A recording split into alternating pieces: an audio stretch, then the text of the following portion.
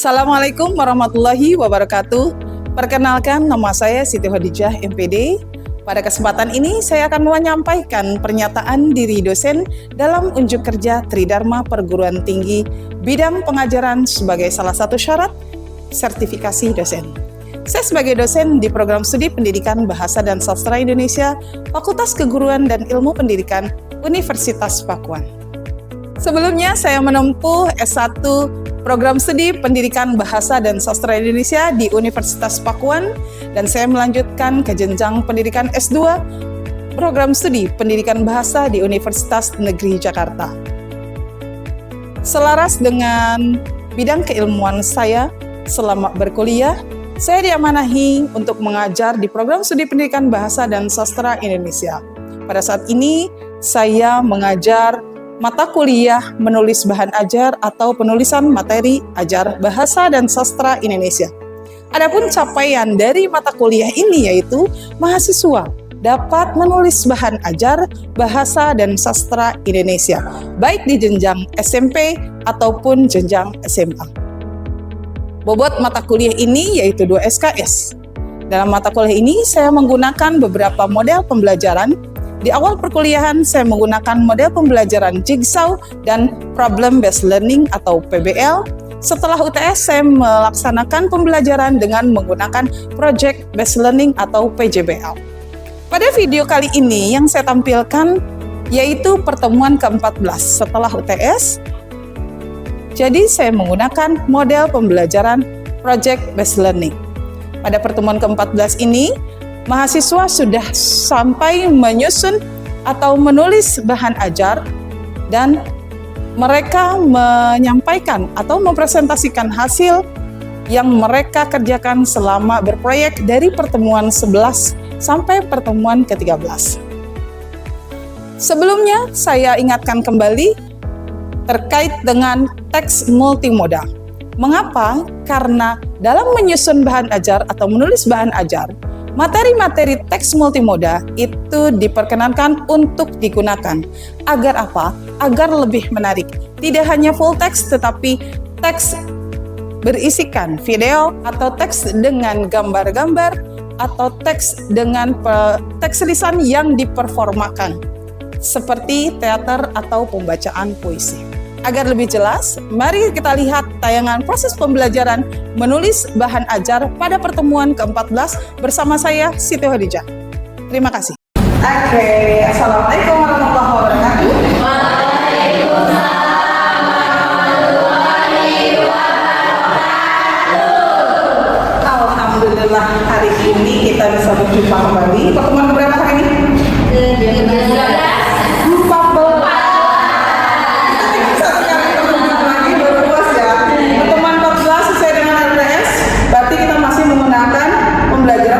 Berbasis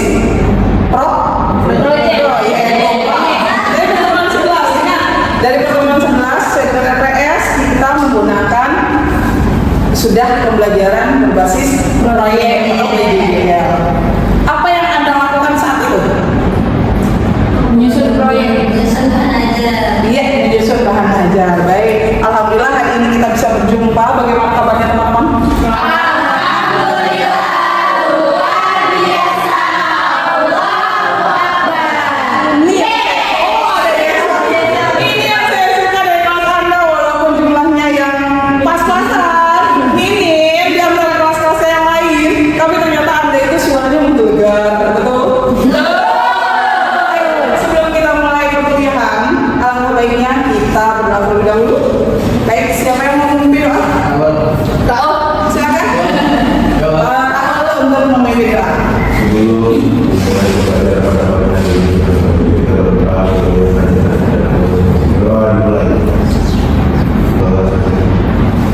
Ya, terima kasih pada Raul yang memimpin doa. Mudah-mudahan doa yang kita panjatkan didengar oleh Allah dan hari ini mendapatkan ilmu sampai nanti selesai perkuliahan, dan hari ini pun semua aktivitas teman-teman berjalan dengan lancar. Baik, siapa yang tidak hadir hari ini? Bisa. Mana bisa? Ibu. Baik, izin satu orang ya.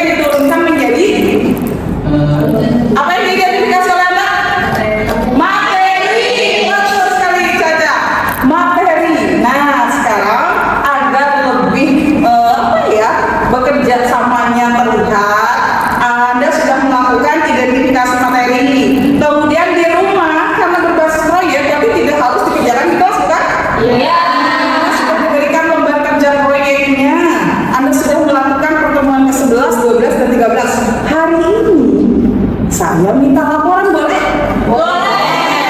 Karena memang begitu aturannya. Setelah Anda lakukan proyek Anda harus menyampaikan hasil dari pekerjaan proyek Anda. Siap? Silakan duduk berkelompok sesuai dengan kelompoknya masing-masing. Kelompok menyimak, kelompok membaca, berbicara, dan menulis. Masih ingat masing-masingnya apa yang diidentifikasi? Ya. Oke, kelompok menyimak mengidentifikasi materi apa? Fiksi non fiksi. Fiksi, non fiksi. Salah satunya ada apa lagi di situ di dalamnya? Les prosedur, ada lagi. Deskripsi, baik. Kelompok membaca yang diidentifikasi apa saja? Teks. Teks tanggapan, apa lagi? Teks. Pidato, ada lagi. Eksplanasi. Cerita pendek, baik. Kelompok pembicara, apa saja yang diidentifikasi? Naratif, baik. Kelompok menulis. Teks cerita inspiratif, teks puisi, teks eksplanasi, teks laporan hasil observasi. LHO, ya. Disingkat LHO boleh ya, laporan hasil observasi. Jadi antara semua teks yang teridentifikasi, sudah memilih satu teks? Sudah dicari materinya? Sudah. Berarti hari ini kita lanjutkan pada pemilihan jenis teks multimodal. Apa itu teks multimodal? Mungkin ada yang sudah pernah mendengar atau sudah ada yang pernah membaca. Teks multimodal itu apa? Kalau dari kata multi itu apa? Banyak. Banyak, berarti lebih dari Satu. modal itu apa? Menggabungkan beberapa mode komunikasi. Baik, menggabungkan beberapa mode komunikasi. Terima kasih Dinda. Bentuk atau Jenis. baik, kita gabungkan. Multi itu banyak, mode itu jenis. Berarti banyak jenis. Mudah. Apa yang dijadikan banyak jenis itu? Apakah teksnya dalam berbagai jenis? Bisa jadi. Ya, baik. Tadi sudah disampaikan oleh Dinda bahwa teks multimodal itu adalah apa tadi Dinda?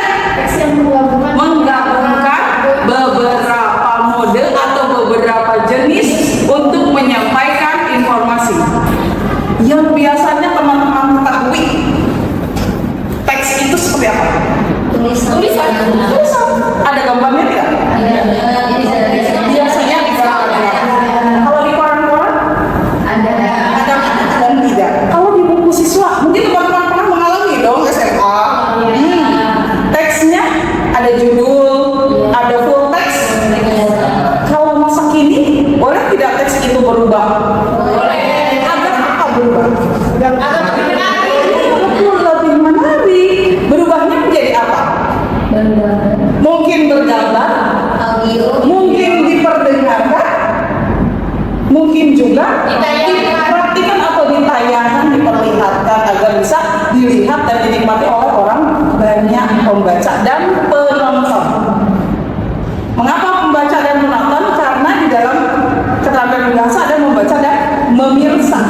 Memirsa itu tidak hanya membaca dari internet, tetapi menonton atau mendapatkan informasi dari bentuk digital. Baik, nah itu awalan ya tentang teks multimodal. Hari ini mau apa sih? Ini tujuan perkuliahan kita hari ini. Kalau Anda mau berhasil, Anda pasti punya tujuan dong. Iya. Otomatis hari ini kita mau apa harus punya tujuan. Yang pertama, Anda dapat menentukan materi, itu sudah pertemuan yang lalu. Kemudian Anda dapat menentukan jenis teks multimodal. Kita hari ini mahasiswa dapat menulis bahan ajar sesuai dengan materi yang dikembangkan dengan jenis teks multimodalnya. Yang keempat, mahasiswa dapat menyusun KPD kelompok dan gambar evaluasi. Jika hari ini pertemuan hari ini bisa terselesaikan semua sampai 4, alhamdulillah. Tetapi masih ada satu pertemuan sebetulnya karena proyek, jadi bisa bisa dilanjutkan jika memang tidak selesai hari ini. Minimalnya hari ini kita sampai menulis bahan ajar berdasarkan jenis teks multimodal. Bisa dipahami untuk tujuan? Siap untuk belajar? Siap untuk belajar. Coba fokus. Fokus ya. Lakukan apa yang saya katakan. Pegang hidung. Pegang mata. Mata. Pegang mata. Hidung. Pegang hidung. Fokus aja sekali lagi. Pegang telinga. Pegang hidung. Mata.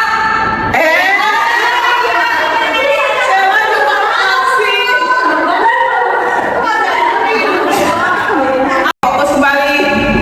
Baik. Oke. Itu bahasa anak muda. Anak sama. Ya baik. Ini materi bahasa Indonesia. Materi bahasa Indonesia. Ingat, kita sudah sepakat di fase D anak-anak SMP ya, setingkat SMP kelas 7, 8, dan 9. Materi apa saja yang ada di fase D itu kita bisa lihat dari mana? Capaian pembelajaran, juga buku atau e-book, buku siswa, betul lah buku siswa. Nah ini apa sih teks multimodal itu? Teks multimodal terlihat? Teks yang menggabungkan berbagai mode. Anda sudah tahu ya, tadi sudah. Bentuknya apa? Banyak sekali. Bentuknya ada yang cetak, ada yang digital, audio visual, interaktif, dan performatif. Dari 1, 2, 3, 4 jenis 5 jenis ini, Anda pernah tidak menemukan sebuah teks dalam bentuk digital? Contohnya?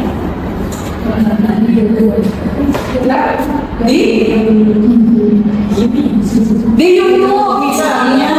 Di YouTube, oke. Di YouTube itu apanya? Di dalam sebuah video ternyata ada teksnya, bukan CC yang ada di dalam YouTube ya. Title itu bukan, tetapi memang di dalam videonya tersaji sebuah teks. Apakah teksnya? Ya sudah, asal saja yang penting teks, atau harus sesuai dengan aturan, yaitu struktur teksnya. Ya, misalnya teks prosedur. Teks prosedur tahu? Apa saja strukturnya? Ada apa saja? Ada judulnya, ya ada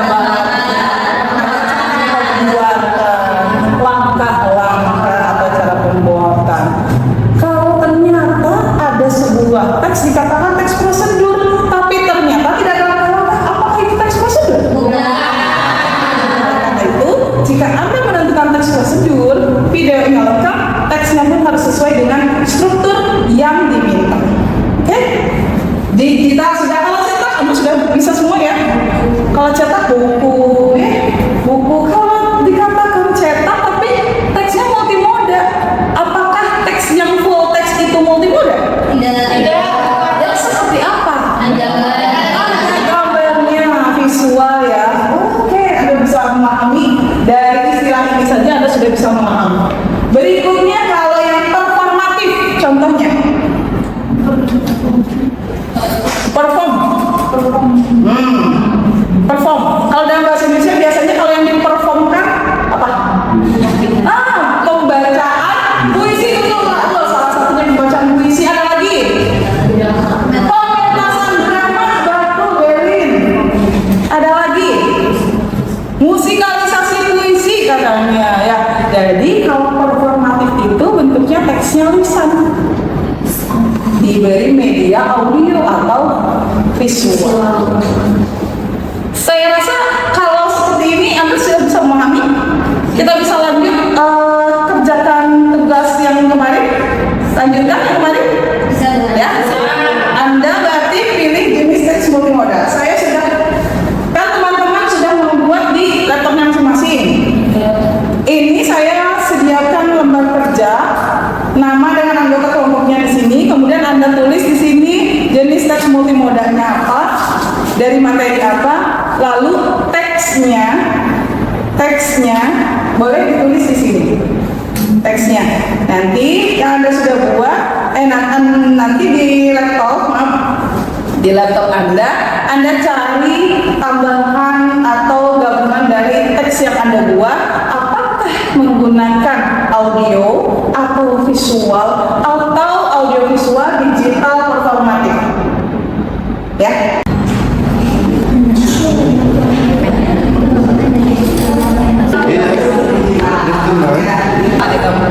Oke, berarti cari gambar.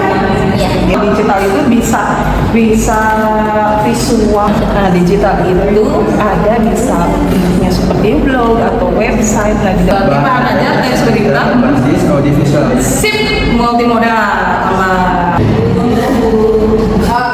Baik, sudah selesai ya. Baik, nah sudah selesai. Anda tinggal mempresentasikan siapa yang mau tadi. Teks berita sudah selesai. Ini juga tadi sudah selesai semua lengkap ya. Mau kelompok terlebih dahulu? Yang hadir? Boleh. Jangan lainnya rekan-rekan ya. Saya lagi ya. Silakan. Oke, assalamualaikum warahmatullahi wabarakatuh.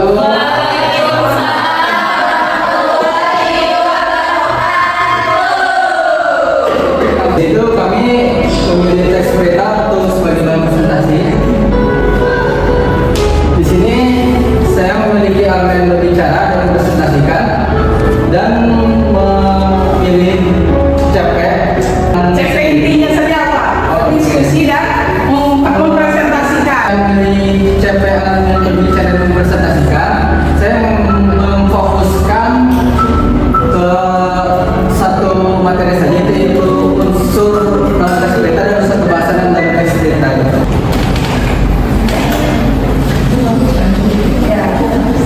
Jadi suaranya udah masuk ke TV ya, jadi kecil gini. Sudah selesai? Silakan.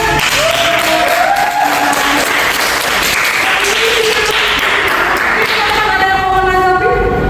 Apa nih kira-kira ada yang kurang kah atau kalau sesuai dengan komponen sebuah bahan kerja itu harus memuat apa saja?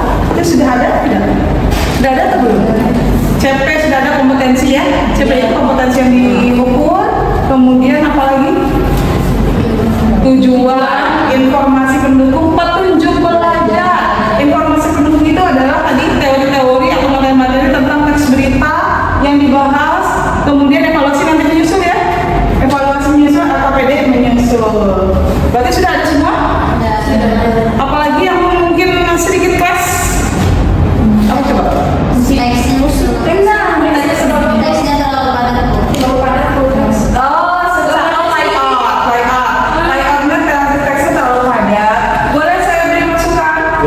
Baik, karena kita akan membahas teks beritanya, jenisnya teks multimedia, audiovisual. Jadi teman-teman seharusnya cari audiovisual yang menyampaikan berita tersebut. Harus dapat. Saya pahami? Untuk teks beritanya apa orang yang membawa berita ini? Boleh, mangga. Kalau mau teks beritanya berarti Anda sampaikan dengan ada teksnya di video kan? Atau mau teks lisan? Berarti kan kalau teks lisan orang yang sedang memaparkan berita, menyampaikan berita. Boleh? Saya pahami? Sip. Terima kasih tepuk tangan. Assalamualaikum warahmatullahi wabarakatuh.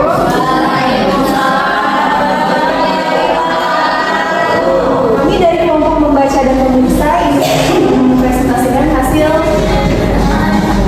bahan ajar yang kami buat. Ini ada fakta dan adanya, ada capaian pembelajaran. Capaian pembelajarannya saya memilih fakta dan itu membaca dan menulis sama menulis.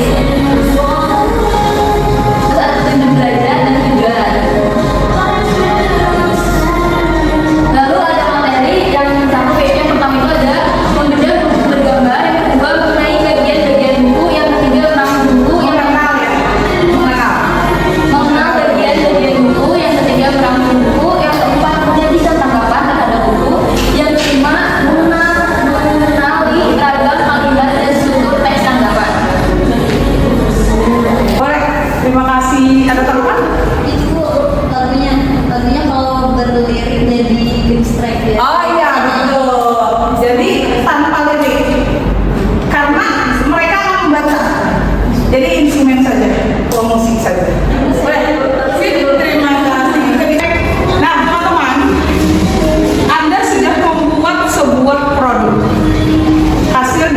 proyek. Proyek itu berarti menghasilkan sebuah produk, yaitu bahan ajar.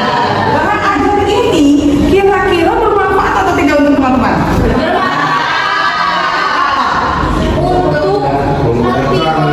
Untuk nanti mengajar, kapan mengajarnya? Dalam waktu dekat ini kira-kira digunakan untuk apa? Saat PLP 2, betul Dinda, saat PLP 2 Anda bisa gunakan jika Anda PLP-nya di SMP. Anda bisa gunakan sebagai bahan ajar. Lalu jangka panjangnya kira-kira manfaatnya untuk apa? Iya, saat mengajar di dunia nyata, saat Anda selesai lulus dari sini, ternyata Anda sudah ada produk tentang bahan ajar dari rekan kelompok satu ini, misalnya tentang teks tanggapan. Oh, karena Anda ada dari beberapa teks dari beberapa kelompok, Anda bisa berbagi bahan ajar sebagai bahan ajar yang digunakan di dalam pembelajaran saat Anda nanti mengajar di dunia nyata. Misalnya Anda sudah lulus, Anda akan mengajar. Gitu ya. Ada lagi mungkin kira-kira kebermanfaatnya? Kebermanfaatannya?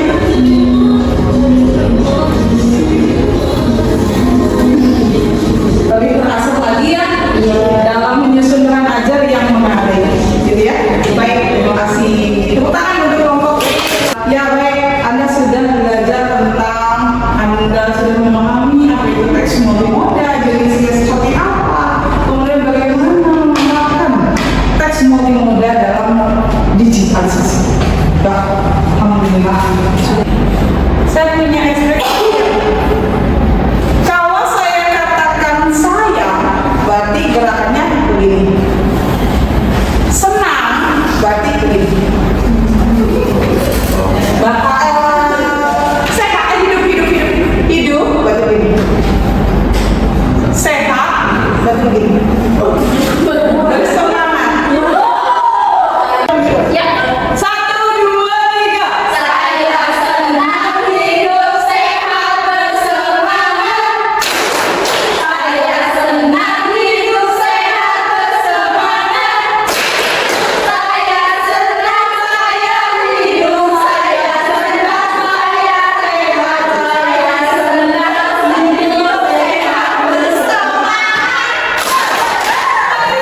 Baik, teman-teman, alhamdulillah hari ini materi untuk teks multimoda dalam proses menyusun bahan ajar sudah selesai. Mungkin ada yang bisa menyimpulkan dari pembelajaran hari ini? Siapa? Boleh ya Bu? Oke, siap. Anwar, silakan. Pembelajaran hari ini yang saya dapatkan adalah cara pemahaman lebih mendalam tentang multimodal dan cara membuat bahan ajar secara kreatif dan lebih baik